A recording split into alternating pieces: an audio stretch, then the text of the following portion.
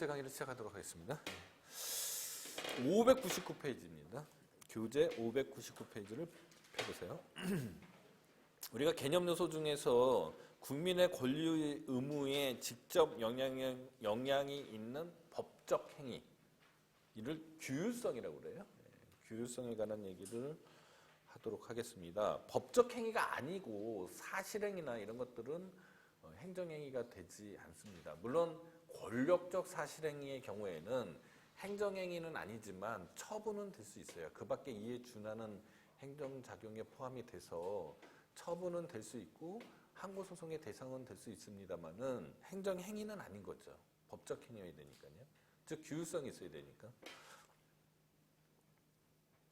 따라서 상급 행정기관이 하급 행정기관에 대해서 승인이나 동의나 지시 등을 했다. 이거는 법적 행위가 아니잖아요. 네. 그러니까 외부적으로 국민에게 영향을 미치는 행위가 아니잖아요. 그러니까 행정행위라고 볼 수는 없어요. 근데 뭐가 문제냐면요. 행정행위나 처분이 그냥 단순하게 순식간에 이루어진다 하면은 여러분들도 공부하기 좋고 사람들도 이렇게 행정행위가 아니다 판별하기가 좋은데, 그쵸? 행정이라는 게 그렇게 이루어지는 경우도 있지만은 대부분의 경우에는 이렇게 단계를 밟아서 이루어지잖아요. 예컨대 요 판례의 사안이 설명하기가 가장 좋아서 한번 인용을 해봤는데요. 자, 그 군대 가려면요, 현역병이나 뭐 이런 병역 처분을 받으려면은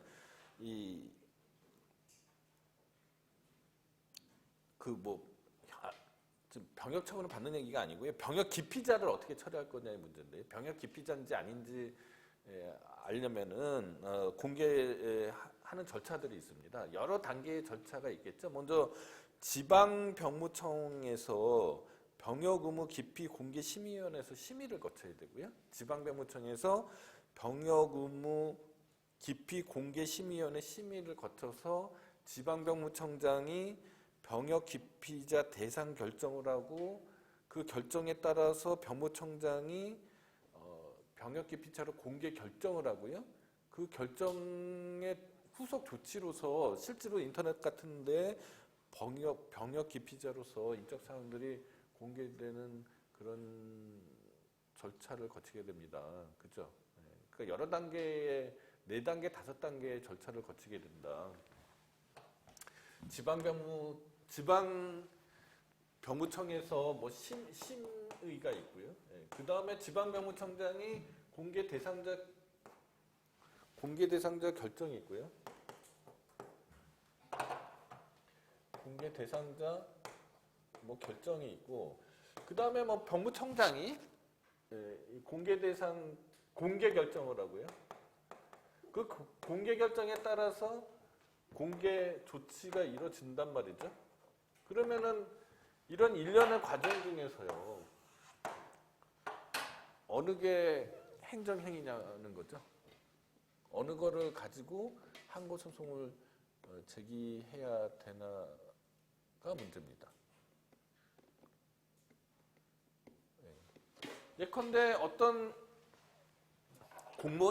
공무원이 징계를 받는단 말입니다. 징계받는 것도 한 번에 그냥 휙 되는 게 아니고요. 여러 단계를 거쳐서 이루어지거든요. 먼저 징계권자가 징계 의뢰를 해요. 그러면 징계위원회에서 징계 의결을 해요. 그 징계 의결을 받아서 징계권자가 징계 처분을 하거든요. 그러면은 이 일련의 과정 중에서 어느 게 처분이냐는 거죠. 어느 게 행정행위냐는 거죠.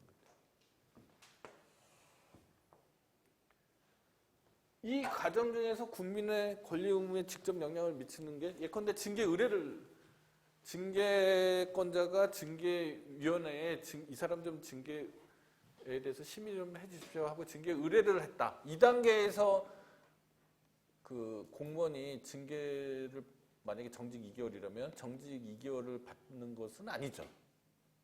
네? 그리고 징계위원회에서 의결이 됐다고 해서 정직 2개월이 되는 것도 아니죠. 징계권자가 정직 2개월 처분을 해야지만 이 사람의 정직 2개월이 되는 거잖아요. 그러니까 보통의 경우에는 마지막 단계에서, 그죠? 마지막 단계에서 처벌성이 포착이 되는 경우가 많습니다. 마지막 단계에서 처분성이 포착되는 경우가 많다. 그러면은 징계권자의 징계 처분을 가지고 항고소송을 제기해야 되는 거죠. 그럴 법하죠. 자, 그러면은 여기 이 판례에 있어서도 마찬가지면은 그러면 공개 조치가 항고소송의 대상이 되는 거냐, 즉 행정행위가 공개 조치냐, 이 일련의 과정에서 그렇지는 않죠. 그죠? 이때는 이 공개 결정에, 이 변호청장의 공개 결정에 후속 조치에 불과한 거잖아요. 무슨 얘기인지 알겠죠? 요 단계에서 이미 다 결정이 이루어지고 그 해당 병역 기피자의 권리 의무가 침해가 영향을 미치게 되고, 그냥 공개 조치는 그 공개 결정의 그냥 집행에 불과한 거잖아요. 그러니까 항고소송의 대상은 요거고, 이 앞에 거는 그럼 뭐냐? 이거는 이 공개 결정에 이르게 되는 과정들이죠. 다만 이제 공개 대상자 결정은 요거는 조금 애매해요. 요 공개 대상자 결정이 상대방에게 통지가 되면 이 자체로도 이 법적인 어떤 의미가 있잖아요. 그래서 이것도 항고소송의 대상인 처분이 될 수도 있지만은, 그죠? 보통은 통지도 안 하고 그냥 넘어가는 거죠. 여기 지방병무청장이고 여기는 그냥 병무청장이거든요. 그리고 만약에 공개 결정까지 이루어지면은 공개 대상자 결정이 설령 행정행위의 외형을 갖추고 있다고 하더라도 의미가 없죠. 그래서 요거를 항고소송의 대상으로 포착을 해서 항고소송을 제기해야 되는 겁니다. 여러분들이 나중에 실무가가 되면은 그렇게 해야 되는 거예요. 국민의 권리 의무에 영향이 없는 의견, 알선, 권유, 행정지도. 행정지도는 이제 나중에 다시 설명할 기회가 있을 겁니다. 이런 것들은 비권력적 사실행위로 분류가 돼서 일단 행정행위가 아니고 처분도 아닌 거죠. 권력적 사실행위는 아까도 말씀드린 적이 있는 것 같은데, 일단 사실행위니까 행정행위가 아닌 거죠. 법적인 행위이지 행정행위의 요건을 갖추는 거잖아요. 그 다음에 권력적 사실행위는 그렇지만 이 행정행위에 준하는 행정작용으로 취급이 돼서 처분은 될 수 있어요. 그러나 비권력적 사실행위는 그 처분에도 해당하지 않는다. 이렇게 이해를 하시면 될 것 같아요. 자, 600페이지를 보세요. 그런데 최근에는 과거와 달리 처분의 개념 표지를 다소 완화하여 해석함으로써 국민의 권리 구제의 기회를 확대하는 경향이 있다. 이게 무슨 얘기냐면요. 자, 처분성이 인정받아진다. 즉 행정행위로 해석이 되면, 그죠? 항고소송의 대상이 돼서 항고소송을 제기할 수 있잖아요. 취소소송이나 무효확인 소송 등을 제기할 수 있잖아요. 그러니까 그 행정작용을 취소해서 자신의 권리가 구제되는 거잖아요. 그러니까 이 과거에는 행정행위라고 해석하지 않았던 것, 즉 국민의 권리 의무에 직접 영향을 미치는 행위가 아니라고 봤는데 점점 그걸 완화해서 해석해 주는 거죠. 그러면은 국민의 권리 구제의 기회가 넓어지는 거잖아요. 그러니까 처분이냐 아니냐는 대상 적격의 문제이고 소송 요건의 문제이잖아요. 각하냐 아니냐의 문제, 소송이 적법하냐 부적법하냐의 문제입니다. 누차 말씀드리지만 본안에서 이유가 있느냐 없느냐의 문제는 그 다음 단계 문제예요. 지금은 소송 요건의 해당 여부의 문제잖아요. 그거를 오해하시면 안 돼요. 그래서 과거에는 그냥 내부적 처리 절차라든지 아니면 과거에는 그 전 단계 행위, 아까 얘기했던 행정 행위의 전 단계 과정으로 봐서 행정 행위가 아니라고 봤던 것들을 오늘날에 있어서는 조금 더 넓혀서 행정 행위성을 인정해 주는 경우가 꽤 많이 있다. 그런 얘기로 이해하시면 될 것 같습니다. 그 다음 601페이지로 보면은 소송 요건으로서 처분인지 여부하고 본안에서 그 처분이 이유 있는지 여부는 별개의 문제다라고 지금 방금 전에 말씀드렸는데, 자, 우리가 그 처분에 또는 행정 행위에 법률적인 근거, 법적인 근거가 있어야지 행정 행위가 되는 것이냐, 아니면 그거하고 전혀 관계없이 행정 행위의 개념적 요소만 갖추면은, 즉 규율성만 갖추면 행정 행위로 봐야 되느냐, 어떻게 생각해야 돼요? 아까 내가 이미 설명한 거에 힌트가 있는 거죠. 행정 행위냐 아니냐의 문제는 소송 요건의 문제라고 그랬잖아요. 법률상 근거가 있느냐 없느냐의 문제는 본안에서 판단할 문제인 거죠. 그러면은 위법한 행정 행위냐 아니냐의 문제인 거죠. 법률상 근거가 있느냐 없느냐는 문제는. 그러니까 법률상 근거가 없이 이루어진 행정 행위도 행정 행위로 대접을 해줘야지 그에 대한 소송을 제기해서 승소할 수 있는 거잖아요.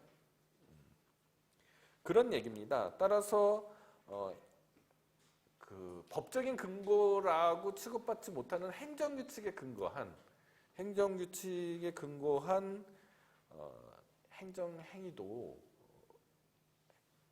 행정행위로 보는 거죠. 처분성이 있는 것으로 보는 거죠. 그래서 한국 수력 원자력 주식회사가 자신이 만든 행정규칙인 공급자 관리 지침에 근거해서 등록 취소를 했다. 또는 거래 제한 조치를 했다. 그러면 그 거래 제한 조치가 항고소송의 대상이 되는 처분인지 여부가 문제될 때 처분으로 인정받아야지 항고소송을 제기할 수 있게 되고, 그 이후에 법률적 근거가 없이 이루어진 거니까 취소되어야 된다. 이렇게 해서 권리구제를 받게 되는 겁니다. 이런 구조예요. 나아가 사법상 계약의 근거에서 어떤 처분이 이루어졌다. 여러분들 그 나라장터라는 게 있어요. 이 나라장터라는 건 뭐냐면 조달 행정에 대해서 설명한 적 있죠. 조달청이나 뭐 이런 데에서요. 그 당의 행정청이나 행정주체가 사용할 어떤 물건들을 구매 계약을 체결하는데 그 부패나 투명한 거래를 위해서 나라장터를 운영하고 거기에서 이 거래가 이루어지도록 하고 있어요. 그런데 그 계약서예요. 계약을 맺을 거 아닙니까? 계약서에 이 부정하게 또는 불완전 이행을 하거나 아니면은 이행 자체를 하게 되면 제재를 가하도록 이렇게 계약서에 써져 있단 말입니다. 그러면은 그게 따라서 어떤 뭐 거래 제한 조치를 했다라든지 이러면은 이게 사법상 계약에 근거한 거기 때문에, 그죠? 처분이 아니다라고 봐야겠죠. 그죠? 그냥 그거는 계약상의 조치로 봐야 되는데, 문제는 뭐냐면요. 이게 나라장터에서 그런 일이 벌어지면은 이 당의 당사자, 계약 당사자한테만 거래 제한의 효과가 미치는 게 아니고요. 예를 들어서 국가의 어떤 기관에서 국가기관이 거래 제한 조치를 취하더라도요. 그 나라장터를 거치게 되면은 다른 지방자치단체라든지 아니면 공법인한테도 영향을 미쳐서 거래 제한 조치의 효과가 나타나 버려요. 이렇게 되면은 이거는 단순한 계약상의 조치라고 보기 어려워지는 거죠. 계약은 둘 사이에만 미쳐야 되는 거잖아요. 그래서 요거에 대해서도 행정행위임을 인정한 판례가 있고요. 그러니까 항고소송의 대상이 되는 거죠. 그다음에 아예 그 법적인 근거가 전혀 없이 이루어진 것도, 그런 공권력의 행사도 행정행위, 즉 처분으로서 취급된 적이 있습니다. 이 사건은 꽤 유명한 사건인데요. 뭐냐면은 그 여당의 지금 이제 여당이 바뀌어가지고요. 경남 도지사 하셨던 분이 계시잖아요. 그분이 그 경상남도 지방의료원 폐원 조치를 했어요. 예전에 떠들썩하게 신문에 났었는데 여러분들은 잘 기억이 안 나실 수도 있습니다. 그런데 지방의료원을 폐원하려면 조례 근거가 있어야 되거든요. 근데 이분이 조례 근거도 없이 무조건 폐원 조치부터 한 거죠. 그러면 이거를 행정행위라고 보지 않으면은 다툴 방법이 없는 거죠. 그 폐원 조치에 대해서요.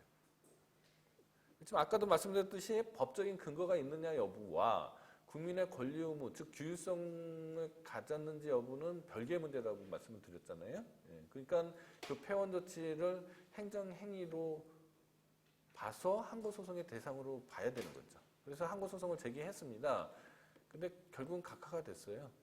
각하가 된 이유는 행정행위가 아니라서 각하가 된 게 아니고요. 행정행위인 건 맞는데 이미 폐원 조치가 됐고 그다음에 조례가 사후적으로 제정이 돼서 법적인 근거를 갖추게 됐습니다. 그래서 이 소외이익이 없다라고 해서 각하가 됐습니다. 그러니까 다시 판결이 의미가 없어지는 거죠. 원상회복이 될 수가 없잖아요. 그래서 소외이익으로 각하가 됐을 뿐이지 행정행위가 아니어서 각하가 된 게 아니다라는 점을 오해하시면 안 되겠다. 자, 그다음에 행정청의 내부행위나 중간처분 이미 설명을 했습니다. 징계처분에서 징계위원회 결정이죠. 이거는 이 자체로 국민의 권리 의무에 영향을 미치는 게 아니잖아요. 아직은 아니잖아요. 그 이후 단계에서 징계처분이 실제로 이루어졌을 때 정직 2개월이라든지 뭐 이런 식으로 당해 공무원의 권리 의무에 직접 영향을 미치게 되니까 행정행위는 뒤에 있는 의결이 아니라 뒤에 있는 징계 처분이 되는 거다라는 설명을 했고 보통의 이렇게 일련의 과정에서는 보통 마지막에 행정행위가 될 수도 있습니다. 실천적인 의미도 있어요. 실천적인 의미도 예컨대요. 어떤 공무원이요 징계 의뢰만 받은 상태에서 징계 의뢰만 된 상태에서 이거를 처분이라고 주장하면서 취소 소송을 제기했어요. 제기했는데 그 사이에 징계 의결이 일어났어요. 그래서 이거를 또 대상으로 취소 소송을 제기했어요. 그랬더니 그 사이에 또 징계 처분이 있었다. 이렇게 되면은 무용한 이 소송 절차가 진행되는 거잖아요. 그런 점도 있다라는 생각을 좀 하셔야 됩니다. 근데 이제 이런 중간적인 이런 조치들이라도요, 그 자체에서 그 단계별로 국민의 권리 의무에 영향을 직접 미치는 효과가 나타나게 되면은요, 그 자체로도 항고 소송의 대상이 됩니다. 예를 들어서요.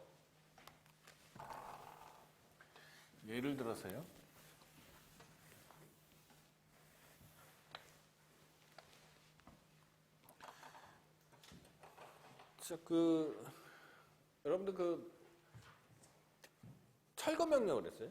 철거 명령을 하면은 철거 명령을 한다라는 거는 상대방에게 그 건물에 철거 의무가 있음을 선언하는 거거든요.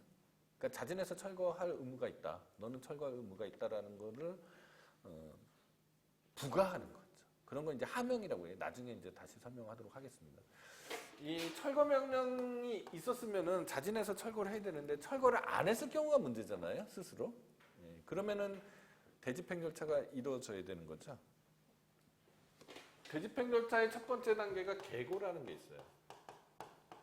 두 번째 단계가 대집행 영장의 통지고요.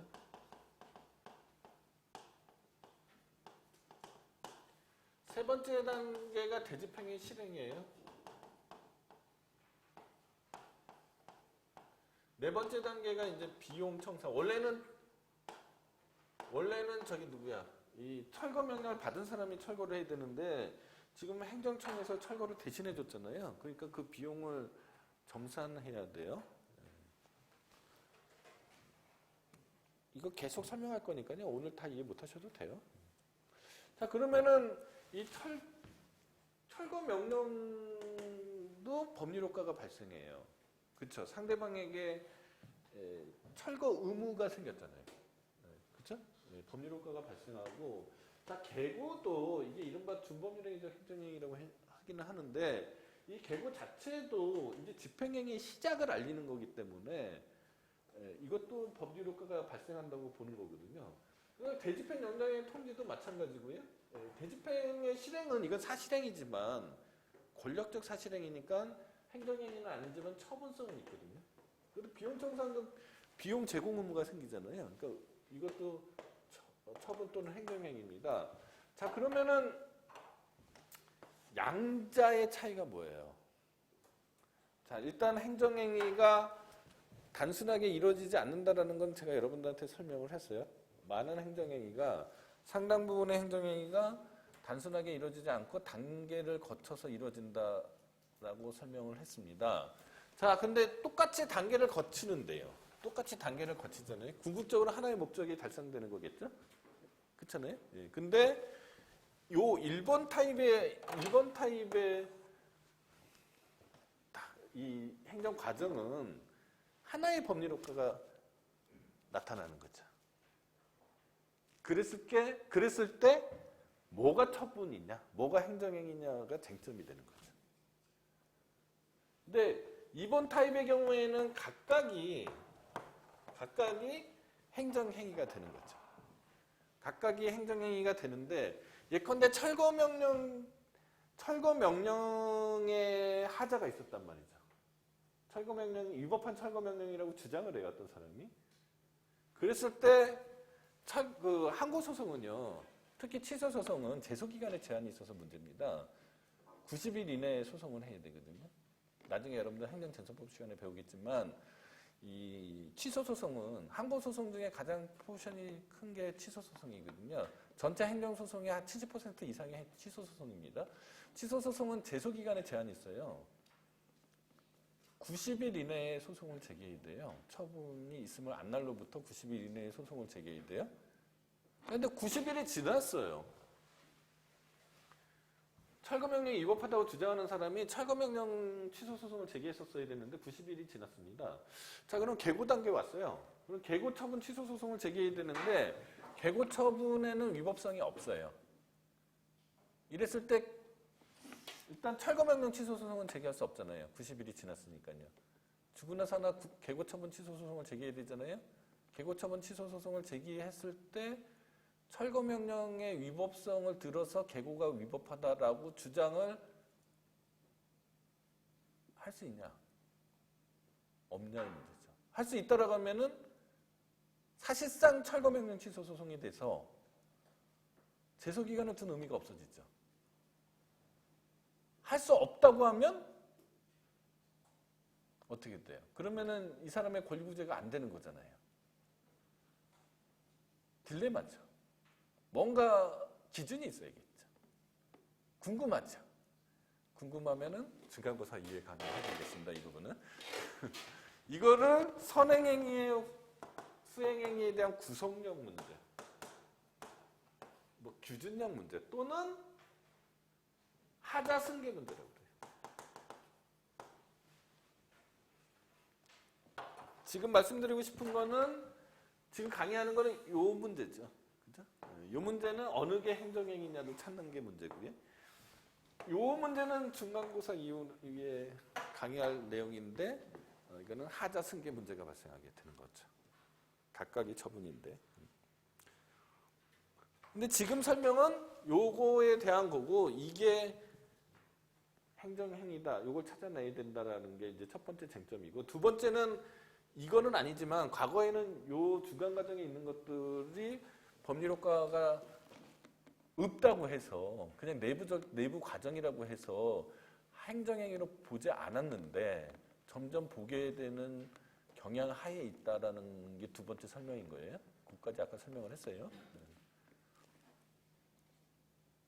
그럼 어느 때는 중간적 처분이라고 생각됐던 것들을 처분으로 보고 어느 때는 그렇지 않느냐 이 문제잖아요. 603페이지에 보면 제소기간이나 불가증력을 통한 법률관계의 조기 확정. 그러니까 행정행위가 되는 순간 제소기간의 제한을 받게 되죠. 그러면은 그거는 오히려 상대방 처분이 아닌 게 더 나을 수도 있는 거죠. 그렇잖아요. 그렇지만 행정의 원활한 수행을 보장할 필요가 있고 그 다음에 조기에 법률을 확정하겠다는 거는 이게 애매한 부분이라든지 아니면은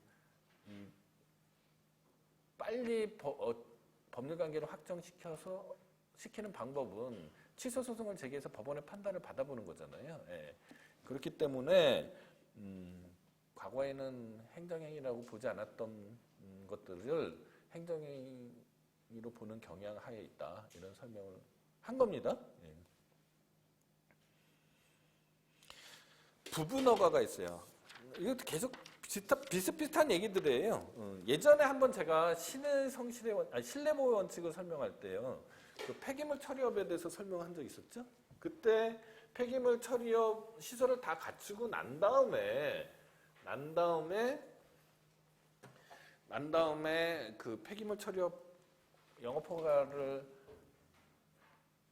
신청하게 되면 굉장히 리스키해진다고 그랬잖아요. 막대한 자금을 투여했는데, 그죠? 거부 처분이라도 일어나게 되면 이 사람은 파산 지경에 이른다라고 설명했죠. 그래서 만들어진 사고방식이 뭐라고 그랬죠? 적정통보제도라고 그랬잖아요. 적정통보.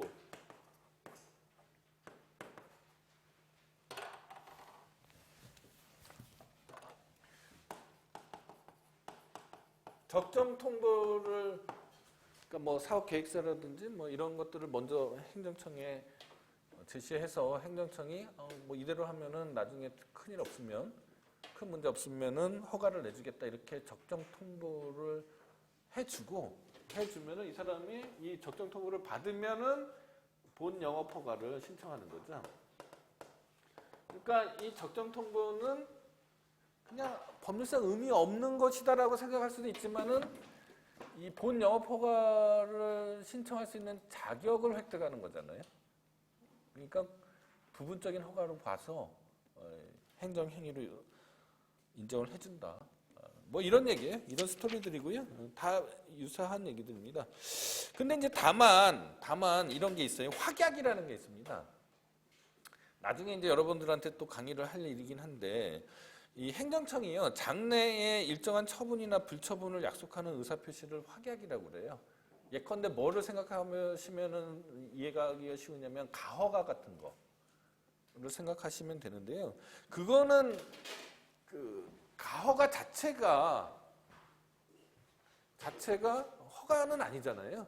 그거는 행정청이 특별한 일 없으면은 자기 스스로를 옥죄는 거죠.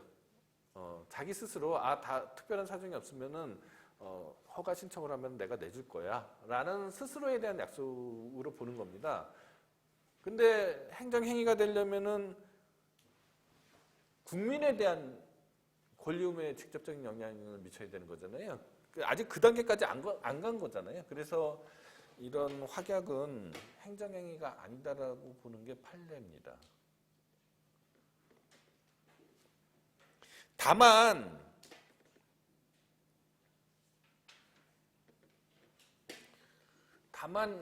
이런 게 있어요.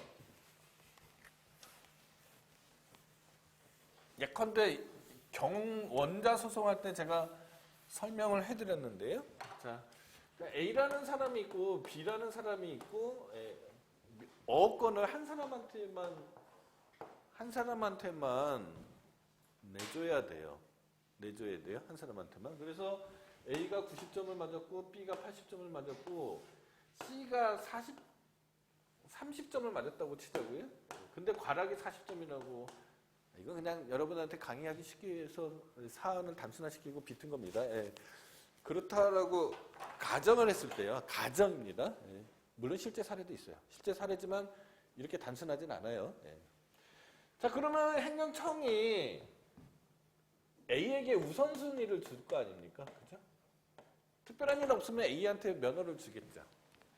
근데 아직 면허를 받은 상태는 아니잖아요. 그러니까 확약 상태인 거죠.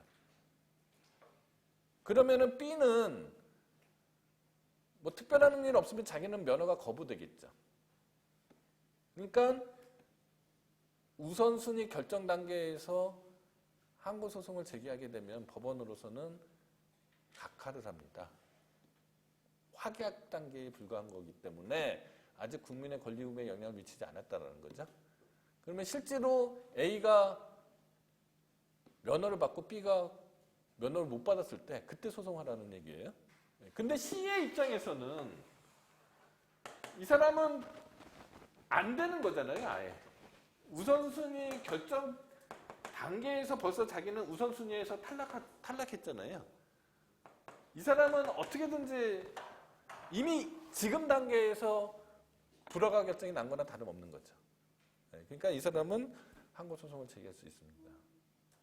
우선순위 탈락 결정에 대해서 그걸 행정행위로 보고 취소소송을 제기할 수 있는 거죠.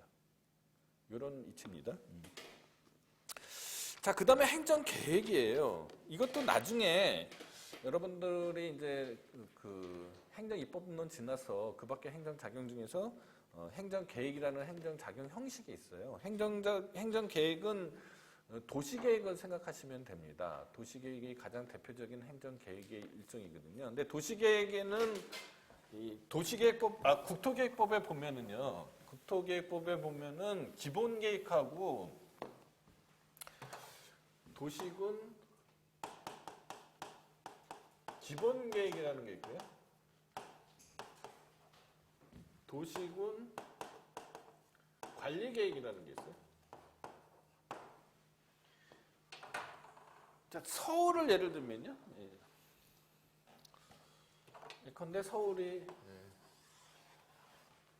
이렇게 돼 있고, 이렇게. 이게 서울이죠? 아닌 것 같아요? 네, 서울입니다. 네. 서울인데, 이 서울이 장기적으로 예컨대 한 20년 정도를 생각해서 장기적으로 어떻게 발전되겠다 라고 계획을 짜야 되죠. 그렇지 않으면 막 서울이 난개발이 되거나 뭐 이렇게 계획 없이 무계획적으로 성장하게 되면 안 되잖아요. 그래서 서울을 향후 한 20년 후에는 이런 모습이 되어야겠다 라고 계획을 짜면 그거를 도시군 기본계획이라고 합니다. 일종의 청사진으로 생각하시면 돼요. 청사진. 그러면 청사진 단계에서는 아직은 국민한테, 시민한테 직접 영향을 미치는 게 아니고 행정청만 그 기본계획에 근거해서 구체적인 실행계획이나 그 하위 단계의 계획을 짜겠죠. 그 기본계획에 맞춰서요. 예컨대 여기는 주거 지역으로 하겠다. 설정한다. 여기는 뭐 자연녹지 지역으로 설정한다. 그리고 여기쯤에 도로를 만들어야겠다. 기반시설을 해야겠다. 도시계획시설 결정이라고 그래요. 이런 식으로 하는 거를 도시군 관리계획이라고 그럽니다. 자, 그러면 어느 지역이에요? 용도 지역이라고 그래요. 어느 지역이 주거 지역이 됐어요. 주거 지역으로 결정되고 선언됐어요. 근데 어떤 사람이 자기 땅을 갖고 있거든요. 저 지역에서. 거기서 공장을 짓겠다고 공장 설립 허가 신청을 하면 서울특별시장이 받아주겠습니까? 안 받아주겠습니까? 안 받아주죠. 그러면 국민의 권리 의무에 직접 영향을 지금 미치고 있는 거예요? 아닌 거예요? 영향을 미치고 있는 거죠. 이래서 도시군 기본계획은 행정청만을 구속하는 거라고 해서 행정행위가 아니라고 보고요. 도시군 관리계획은 행정행위라고 보는 것이 판례의 대략적인 태도예요. 반드시 그렇다는 얘기는 아니고요. 판례의 대략적인 태도가 그렇다라는 겁니다. 그 다음에 606페이지 보면은요, 각종 공부 기재 행위라고 제가 카테고리를 만들어 놓은 게 있어요. 자, 토지대장하고요, 건축물대장을 생각해 보시면 됩니다. 자, 토지대장에 제 이름이 들어가 있다고 해서 그 땅이 제 땅인 건 아니죠. 나의 권리, 소유권은 어디에 표창이 돼요? 등기부에 표창이 되겠죠. 그래서 등기부에 관한 것이 소유권과 관련된 분쟁의 표창 방법인 거예요. 맞잖아요? 네, 여러분들 민법에서 배웠잖아요. 물권법 시간에. 그러면 토지대장은 도대체 뭐냐라는 거죠. 토지대장은 행정사무의 편의, 자, 그거에 기초해서 뭐 세금을 부과한다든지 뭐 이런 식으로 되는 겁니다. 행정사무의 편의와 사실증명의 자료에 불과하다. 따라서 토지대장이나 건축물대장의 어떤 기재사항이 있는데 그 기재사항이 잘못됐다고 해서 취소소송을 제기하면 논리적으로 봤을 때 행정행위가 아닌 거죠. 그렇죠? 논리적으로 봤을 때. 그래서 판례는 고지식하게 과거에는요. 행정행위가 아니라고 해서 예컨대 토지대장 기재사항 변경 신청 거부 처분 취소 소송을 제기하면 각하를 했습니다. 무슨 얘기인지 이해가 되셨죠? 예. 그런데 예컨대 토지 분할을 토지가 제가 한 1000평 땅 있으면 좋겠어요. 한 1000평을 갖고 있는데요. 제가 한 500평에만 저당권을 설정하고 싶어요. 500평에만 저당권을 선정해줘요. 그러면은 먼저 토지 분할을 해야지. 안 그러면은 500평만 저당권을 설정할 방법이 없는 거잖아요. 그러니까 이런 경우에는 이 국민의 권리 의무에 직접 영향을 미치는 것처럼 보이네요. 그러니까 그러면 이런 경우는 예외적으로 규율성을 갖췄다고 해서 항고소송의 대상으로 하자. 이렇게 판례가 하나 또 생겼습니다. 그런 다음에 또 어떤 문제가 생기냐면은, 자, 건축물 대장인데요. 건축물 대장에 건축주로 기재되어 있는 사람하고 실제 건축주하고 달라요. 그러면 그걸 변경해줘야 되잖아요. 근데 행정청에서 안 해줘요. 그럼 어떻게 돼요? 그러면 등기부등본상에 소유권 보존 등기를 건축물 대장상에 있는 사람으로 할 수밖에 없잖아요. 이게 뭐 잘못된 거잖아요. 그러니까 건축주 명의 변경 신청 거부 행위는 행정행위로 봐야겠네 하고서 또 항고소송으로 받아줘요. 그리고 지적공부의 지목이 대지로 돼 있는 경우하고 임야로 돼 있는 경우하고 세금이 달라지잖아요. 그래서 이거 뭐 좀 바꿔달라고 그랬는데 행정청에서 안 바꿔줘서 항고소송을 제기했더니 판례가 법원에서 각하를 해요. 그러니까 이것도 좀 문제가 있잖아요. 그러니까 지목 변경 행위도 뭐 행정행위로 봐야겠네. 이렇게 하나씩 예외가 생겨나기 시작합니다. 나중에는 예외가 더 많아져요. 나중에는 예외가 더 많아져서 예컨대 건축물 대장의 작성은 그래서 건축물 대장 작성 신청 행위 반려 처분도 뭐 항고소송의 대상으로 본다. 뭐 이렇게 넓어지고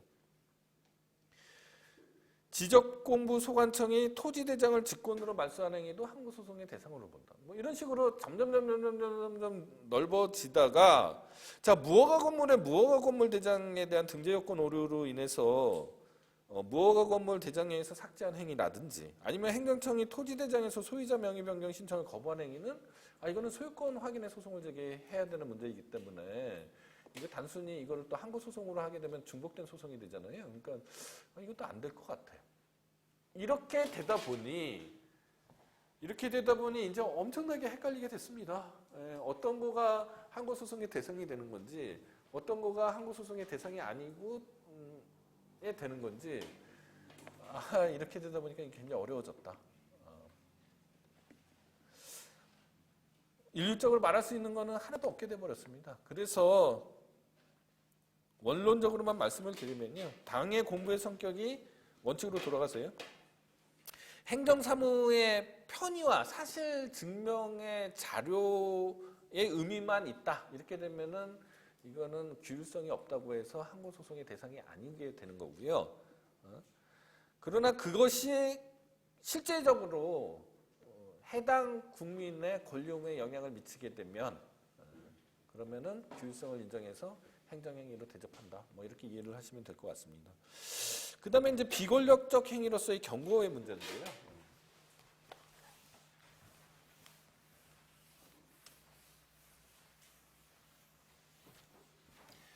아까 징계위원회에서 징계 처분받는 거에 대해서 설명을 했잖아요. 근데 여러분들이 뭐 이 중에는 공무원이 되실 분도 계시잖아요. 예. 공무원의 징계에서 가장 높은 단계가 파면이고요. 그 다음에 해임이고요. 그 다음에 정직이 있고요. 강등이 있네요. 강등이 있고요. 정직이 있고요. 감복이 있고요. 견책이 있어요. 그런데 이 견책만 받아도요, 당해 공무원이 굉장히 큰 불이익을 받습니다. 왜냐면은 다들 공무원들이 견책 징계받지 않는 경우가 대부분이기 때문에 견책만 받아도 이 사람은 뭐 승진 순위에서 뭐 가장 마지막으로 간다든지 뭐 이런 식이 돼서 이게 우리나라에서 또 좀 운정적인 것도 있고 운정주의적인 것도 있고 그 다음에 징계하기에는 너무나 가부성이 떨어지는 일도 있을 수 있잖아요. 예, 그래서 행정청에서 징계를 하지 않고요. 이른바 불문경고라는 걸 하는 경우도 있어요. 불문경고는 뭐냐? 경고잖아요. 이 견책 자체가 경고거든요. 근데 이 불문경고는 불문에 붙인다는 거잖아요. 예.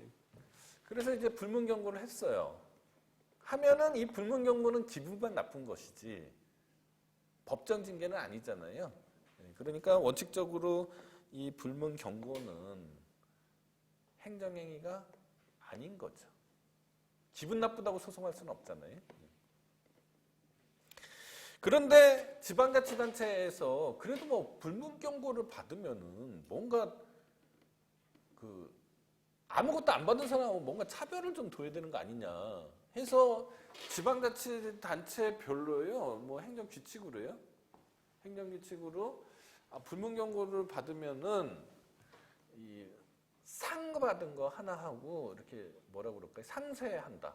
뭐 이렇게 규정해 놓은 지방자치단체도 있고요. 뭐 불문경고를 받으면은 1년간은 뭐 승진을 안 시킨다.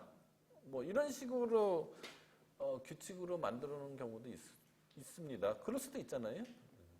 그러면은 이제는 의미가 달라지죠. 이거는 진짜 기분만 나쁜 게 아닌 거잖아요. 이렇게 되면은 항고소송의 대상이 되는 행정행위다라는 게 판례입니다. 그러니까 불문경고라는 그 타이틀이 중요한 게 아니고 그 효과가 있냐 없냐가 중요한 거죠. 법적인 의미가 있는 거냐 없는 거냐. 그리고 쟁점이 하나 더 있어요. 이건 뭐냐면은 행정규칙으로 불문경고를 만든 거잖아요. 그러면 아까 처음에 이 강의 초반부에 제가 말씀드렸던 거 법적인 근거가 없어도 처분이 될 수 있느냐의 문제하고 또 연관되죠. 예, 그런 얘기가 608페이지까지 얘기고요. 그 다음에 권리 의무와 관계없는 결정이나 단순한 관념의 통지입니다. 자, 또 생각을 해봅시다.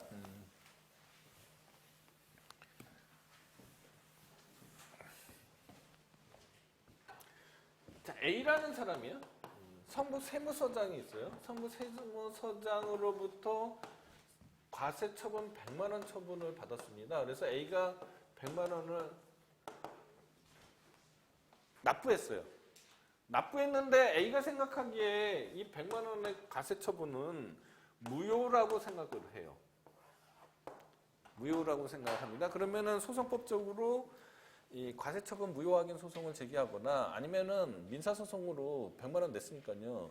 무효니까 법률상 어느 일 없이 100만 원 준 거잖아요. 그러니까 민법 741조에 의한 부당이득 반환 청구 소송을 제기할 수 있어요. 소송법적으로요. 근데 여기서 사단이 나는 거예요. 그러니까 부당이득 반환 청구 소송이잖아요. 그리고 과세처분 무효 확인 소송이잖아요. 근데 이제 세법상 절차에서 자, 이 A가 성북세무서장을 찾아가서 100만 원이 무효이니까 환급해달라고 환급 신청을 하겠죠.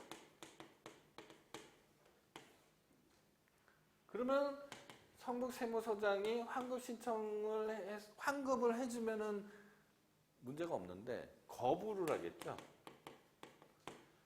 그러면 이 거부를 행정행위라고 봐서 환급 신청 거부 처분 취소 소송을 제기하면 어떻게 되냐는 거죠. 부당이득 반환 청구 소송이나 과세 처분 무효 확인 소송을 제기하지 않고 환급 신청을 하고 이거 다 세법에 나와 있는 절차들이거든요. 환급 신청 거부 처분에 대해서 취소 소송을 제기하면 어떻게 되냐는 거죠. 각하한다는 겁니다. 왜냐면은 이 사람이 100만 원을 돌려받는 이유는, 만약 이 사람 주장이 맞다고 가정했을 때요, 100만 원을 돌려받는 이유는 과세 처분이 무효이기 때문에 100만 원을 돌려받는 거예요? 아니면 환급 신청 거부가 있었기 때문에, 환급 신청 때문에 100만 원을 받는 거예요? 과세 처분이 무효이기 때문에 100만 원을 받는 거잖아요. 법률상 원인이 없었기 때문에. 이게 좀 이해하기가 어려우시지만 곰곰이 생각해 보시면 이해가 됩니다. 즉 법률상 원인이 없기 때문에 100만 원을 돌려받는 것이지 환급 신청 때문에 100만 원을 돌려받는 게 아니거든요. 따라서 환급 신청 거부 행위는 행정행위가 아닌 거죠. 어렵습니까?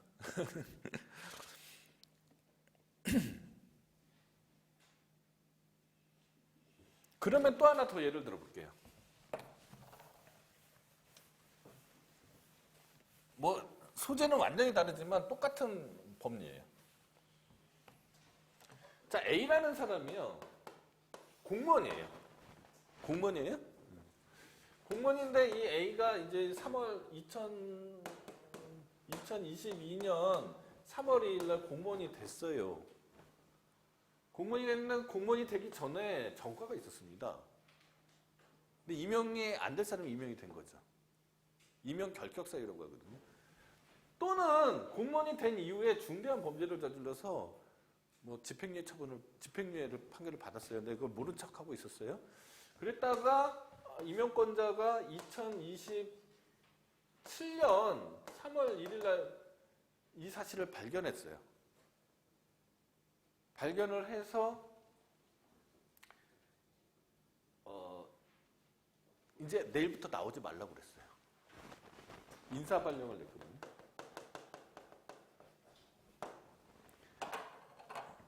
결격사유가 있는 사람을 공무원으로 임명하면 그 임명 처분은 무효입니다.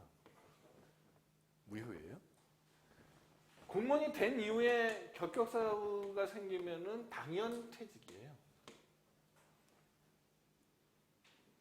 자, 그런데 이 사람이 2027년 3월 1일 인사발령을 받았어요. 더 이상 이제 회사 출근 안 해도 된다라는 인사발령을 받으면은 이 사람이 2027년 3월 1일자 인사발령 처분 취소 소송을 제기하면 각하됩니다.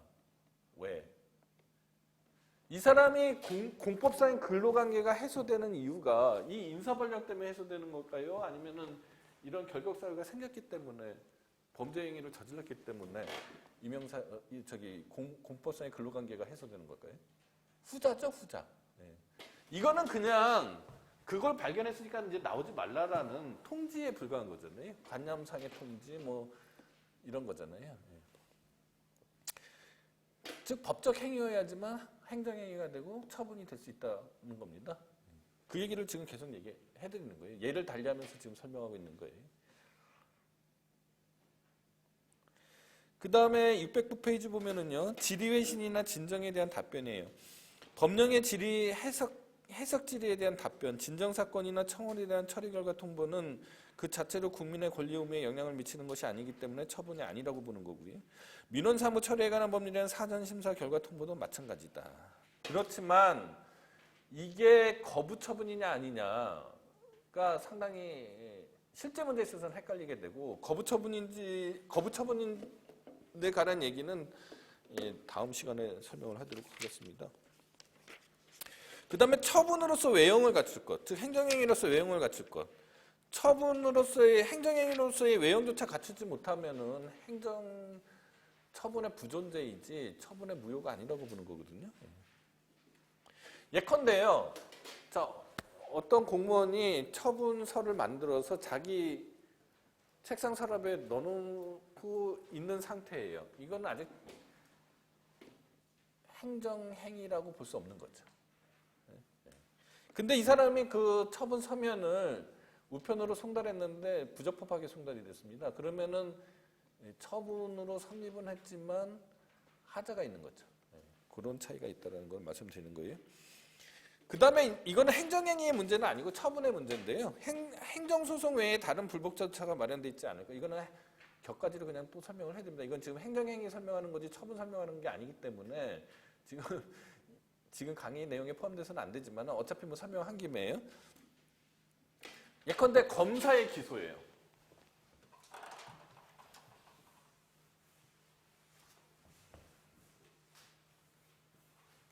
자, A라는 사람이요. A라는 사람이 절도죄로 기소가 됐어요.